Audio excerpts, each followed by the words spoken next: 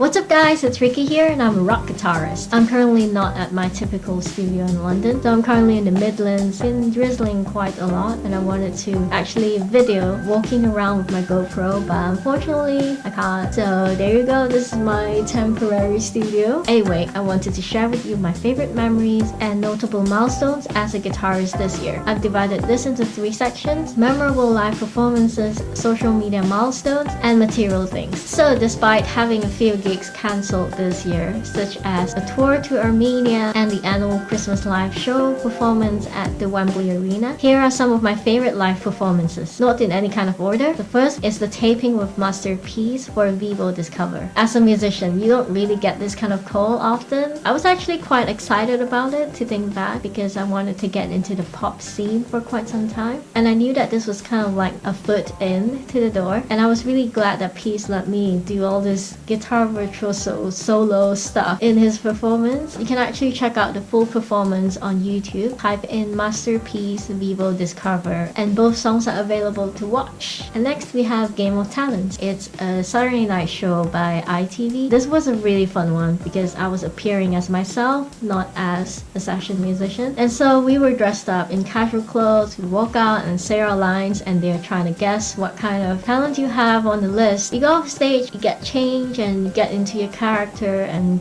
perform your talent. And also, I've not really watched any British television show, so the entire experience is quite new to me. The funny story was they wanted me to say 2 lines. I was trying not to mess up, and because like just talking in general, I was still like mess the sentences up, and then it's like a major TV show. I really didn't want to mess it up. I think everyone took 1 take, but me on the other hand, I think I had 3 takes just to say the 2 lines. It was kind of sad. But anyway, I still rock it out. And yeah, you can check out my performance on maybe BBC iPlayer or anything that you can find. It's episode 1, Game of Talents, back in April, I think. And the next one, we have Jools Holland show. Being able to film and appear on this show where there are millions of people watching you all over the world, and Jools being Jools and being so legendary, I think that is like cherry on top of my music career. The entire taping experience was so special. So the yellow outfit that I had, it was like hand sewn or hand knitted by this company called Kepler London. It was a really beautiful outfit. I think I rocked it. Yeah, that was a really cool experience for me and I loved it. You can find the whole performance video on BBC iPlayer, or you can just type Priya Ragu Jools Holland show on YouTube channel and the video is up there. And next we have my first live gig for quite some time since the lockdown. It was back in probably in like May or June. It was with the band Stella Overdrive at the Water Rat. It's quite an iconic place as well. It was particularly memorable for me because it was first show after lockdown. It was like May or June. So the live performance for me, that feeling being on stage again, it was quite surreal and like, oh, I've actually missed this. I didn't know I missed that. And it was really fun. This actually made it to the list. And next one we have Ralph Lauren campaign, teamed up with Twitch to raise money for breast cancer research. This was a really cool one. So 3 of us flew to Berlin, and that's where this awesome looking place. It looked like a gamer's haven. We were dressed up in Ralph Lauren. I had this cool jumpsuit and it was fun. Next we have touring in general. This year I had 2 tours, Constance and Priya Ragu, and the 3rd one was cancelled with Martin Smith. That was a little bit sad. Anyway, I remember in Priya's tour, so we were booked to play at this festival called Transmusicale Festival in Rennes, France. We went there and we didn't know how big it was, and then it turns out it was really big. It was in a 5,000-seater venue with all the lights and everything, and we were scheduled to play at 3 a.m. and that was really weird. Anyway, we played the show and I did my solo opening, and they told me that everyone went nuts and you know, the light was on me. I think that was a really surreal moment for me. I think I pictured that kind of stuff when I was younger, so I'm looking forward to do more of those kind of stuff. And in terms of social media milestones, so it's not going to be very flattering, but I can show you some of the stats. So in April I decided to bump up my YouTube video upload to 1 video a week.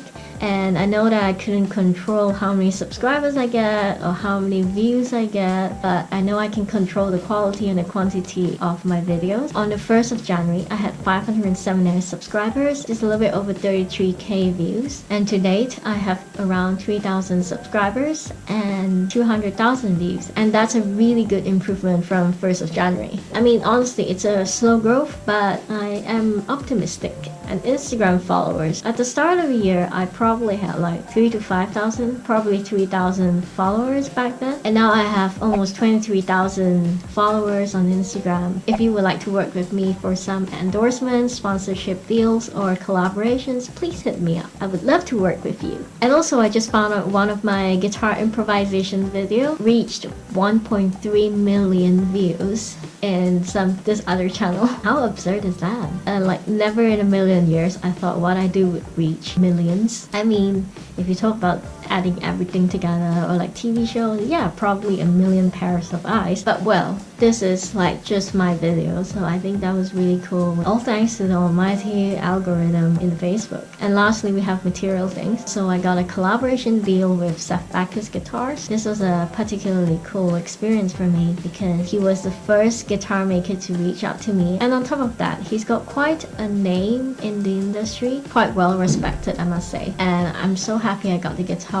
I'm looking forward for more sponsorship deals that I can do with other bigger company. Hint, Fender and PRS. Hint, please sponsor me if you want to. Anyway, the next thing I think I'm quite proud of with Spinal Cordz. It's not really a massive company, but I think he was like literally the first company that reached out to me and wanted to work with me when I had very little subscribers back then. It got me really excited, and I spent a good few days on researching on video production and planning and everything. And I wasn't really good as well in video editing back then, so it took me quite a while. So check it out on the screen on top right. Yeah, and I still made it. And if you still want to get some cool quality cables, you can type in Rikki 10 for 10% off entire website, and he does worldwide shipping as well. Anyway, it's been a really good year, filled with ups and downs, but I'm grateful for all the milestones and achievements. And let me know in the comments what's your favorite memory of 2021. Cheers to a better year next.